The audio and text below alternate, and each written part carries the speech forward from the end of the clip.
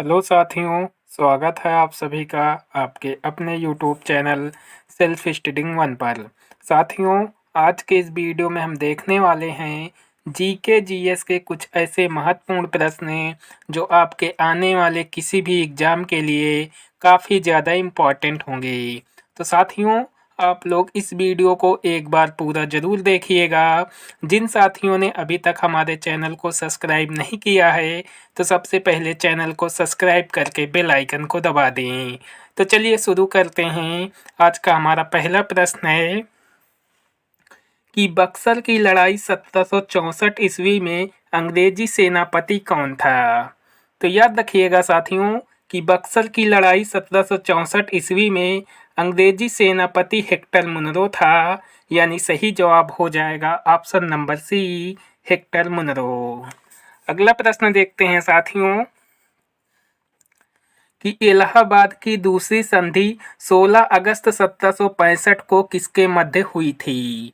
तो याद रखिएगा साथियों कि इलाहाबाद की दूसरी संधि 16 अगस्त 1765 को सिराजुद्दौला और क्लाइव के बीच हुई थी। यानी सही जवाब हो जाएगा ऑप्शन नंबर ए, सिराजुद्दौला और क्लाइव के बीच इलाहाबाद की दूसरी संधि हुई थी।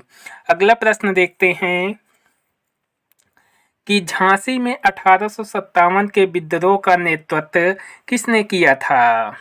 तो याद रखिएगा साथियों कि झांसी में 1857 के विद्रोह का नेतृत्व लक्ष्मीबाई ने किया था। यानी सही जवाब हो जाएगा ऑप्शन नंबर बी, रानी लक्ष्मीबाई।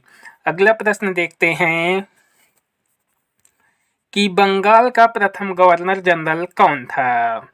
तो याद रखिएगा साथियों कि बंगाल का प्रथम गवर्नर जनरल वारेन हेस्टिंग था। यानी सही जवाब हो जाएगा option number A, Warren Hasting Bengal का प्रथम गवर्नर जनरल था। अगला प्रश्न साथियों कि महात्मा गांधी और भीमराव अंबेडकर के मध्य पूना पैक्ट कब हुआ था।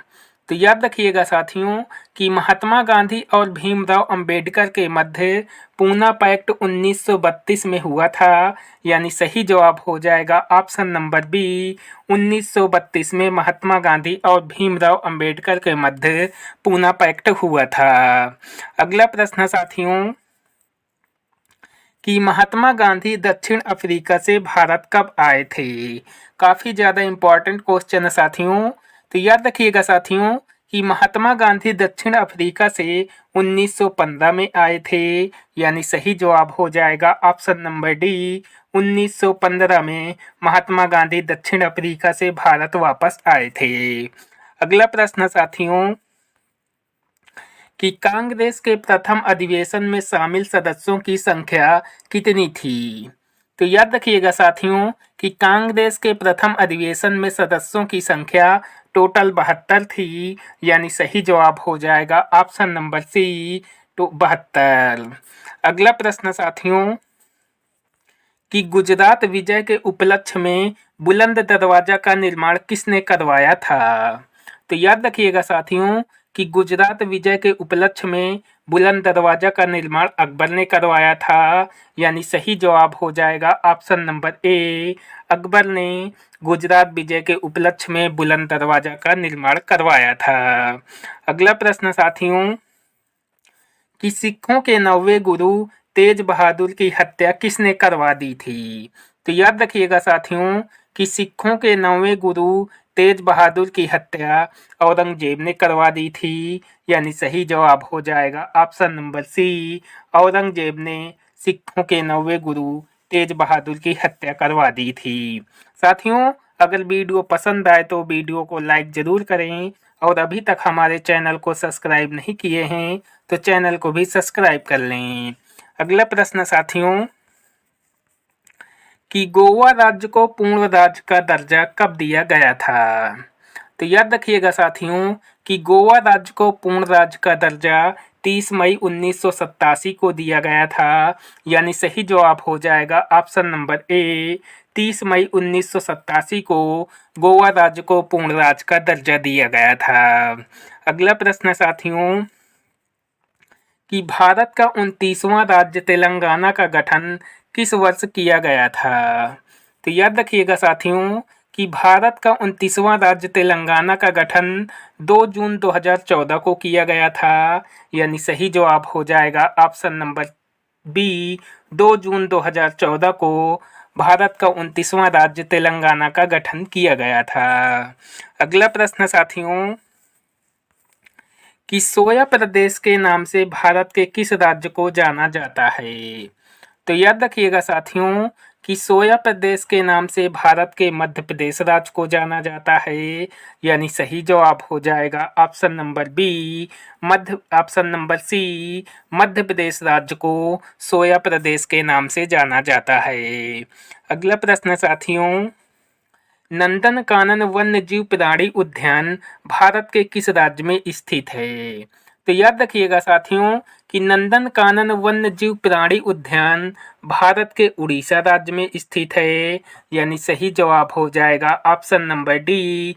उड़ीसा राज्य में नंदनकानन वन्यजीव प्राणी उद्यान स्थित है। अगला प्रश्न साथियों कि आधुनिक ढंग से सूती वस्त्र की पहली मिल 1818 में कहाँ स्थापित की गई थी?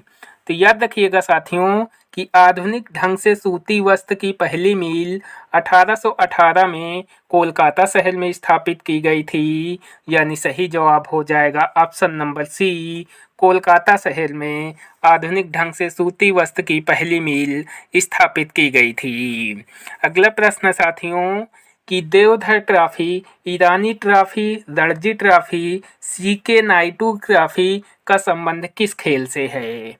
तो याद रखिएगा साथियों कि Deodhar trophy, Irani trophy, Ranji trophy और सीके नायडू ट्रॉफी का संबंध क्रिकेट के खेल से है, यानी सही जवाब हो जाएगा ऑप्शन नंबर सी, क्रिकेट के खेल से। अगला प्रश्न साथियों कि अंतर्राष्ट्रीय ओलंपिक समिति का मुख्यालय कहाँ स्थित है? तो याद रखिएगा साथियों कि अंतर्राष्ट्रीय ओलंपिक समिति का मुख्यालय लुसाने स्विट्जरलैंड में स्थित है, यानी सही जवाब हो जाएगा option number B, Lausanne Switzerland. अगला प्रश्न साथियों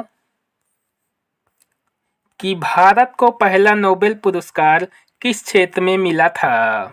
तो याद रखिएगा साथियों कि भारत को पहला नोबेल पुरस्कार साहित्य के क्षेत्र में मिला था, यानी सही जवाब हो जाएगा ऑप्शन नंबर ए। साहित्य के क्षेत्र में भारत को पहला नोबेल पुरस्कार दिया गया था। अगला प्रश्न साथियों कि हरिप्रसाद चौरसिया किस प्रसिद्ध वादक यंत्र से जुड़े हुए थे? तो याद रखिएगा साथियों कि हरिप्रसाद चौरसिया बांसुरी प्रसिद्ध वादक यंत्र से जुड़े हुए थे, यानी सही जवाब हो जाएगा ऑप्शन नंबर बी, बांसुरी। अगला प्रश्न साथियों कि पंजाबी भाषा किस लिपि में लिखी जाती है?